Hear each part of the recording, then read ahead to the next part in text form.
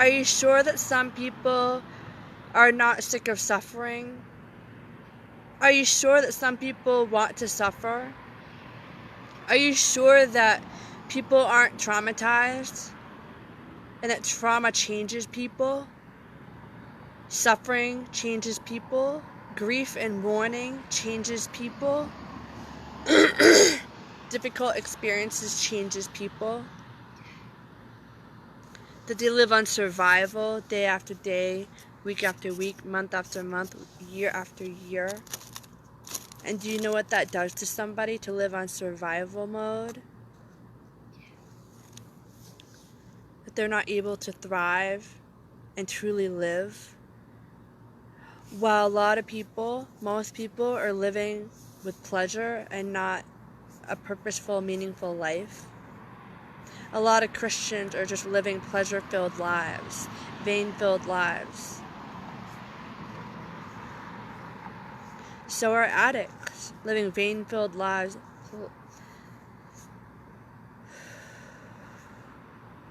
Pleasure-filled lives. Wasteful lives. I feel like I rarely see people who live a meaningful, productive, purpose-filled life. I feel like I see a lot more people that live a pleasure-filled life. But are we giving back to our neighbors? Are we helping the sick and suffering, the needy, the people that need and want, who ask for help? Some people ask for help and they get denied left and right. Are you sure they deserve to suffer? Are you sure that they're not innocent? Are you sure that they're criminals because strange men and strange women call them a criminal? Are you sure they're guilty of sins and crimes? Are you sure they're not falsely accused? Plenty of people are falsely accused and are forced to suffer because of the sins of others.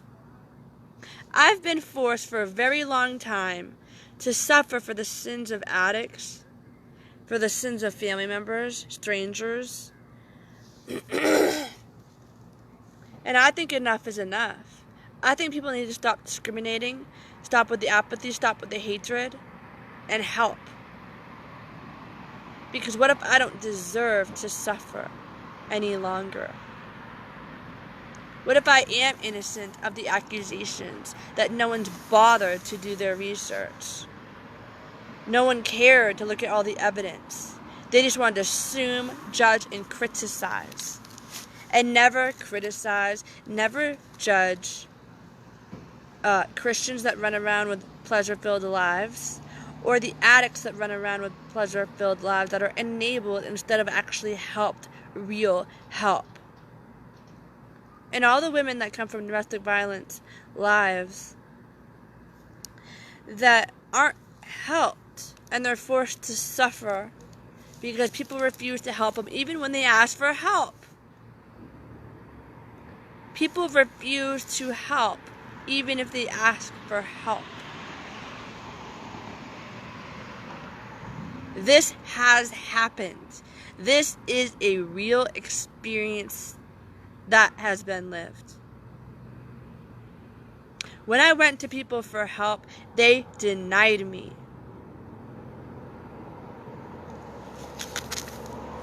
I don't think I deserve to suffer day after day.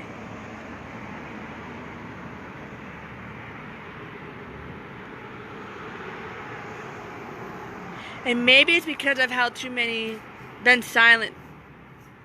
Because I felt forced to be silent because of other people's beliefs. Because too many people walked all over me, discriminated against me, were apathetic and hateful. That I stopped continuing to ask anyone for help. And nobody even knows that I suffer the way I do. That many people don't know that I suffer the way I do. But I'm sick of being suffering. I'm sick of surviving. I wish I could live a far better life, but I don't have the means because I have a back that kills me every single day. And I feel like there's nothing I can do for it. I keep going to doctors, but there's like, I feel like it's too late and there's nothing I can do. And even if I do a few things, it doesn't matter. My back will hurt later on.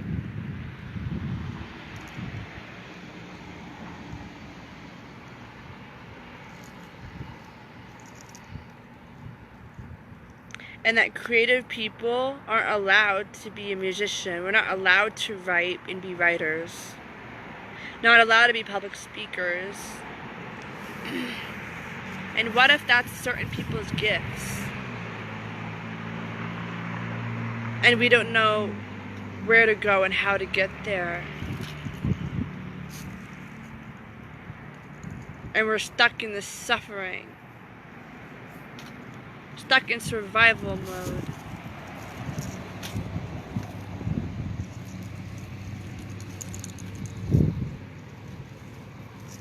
And we cry out to God every single day saying, when is this end? When is the pain gonna end? When is the hurt and mourning and grief gonna end? When is the suffering gonna end? Where is the light? Where do we turn to? Have no idea where to go. Have no idea what to do. Have no idea where the help is.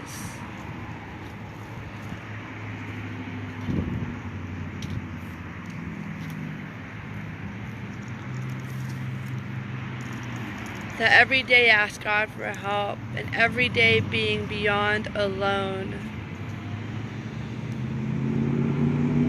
And wondering, when is it gonna end? How is it gonna end? And that I don't want my life to be in vain. And I could die any moment because of my back and how it causes nerve and brain damage. It's causing problems. It's causing problems that I am addressing and going to doctors soon, but any moment I can drop dead or be hit by a vehicle or other things. And I have other problems, health problems.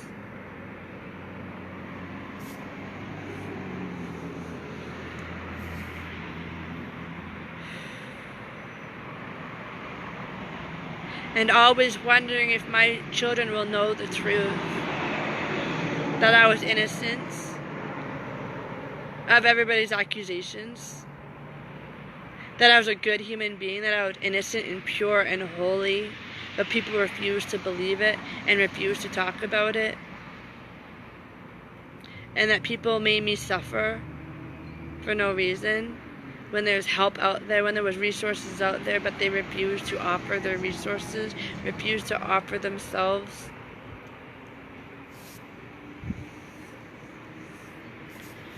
Because of people's apathy and hatred and discrimination, that they pretended like I deserved the things in my life.